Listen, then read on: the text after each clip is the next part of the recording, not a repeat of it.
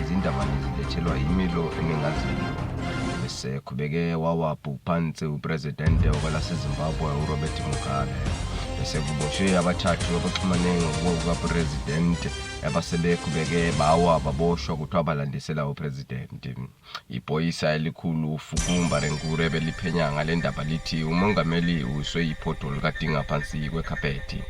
Bese bebongeka kakhulu osikorobha matholethi bebonga ibhodi edume emhlaba jikelele amagumbini amana lomhlaba phecelezi cautious falling hazard sign le ebisidonethwe uRobert Mugabe. Siyabonga sinishiya lapha neza namhlanje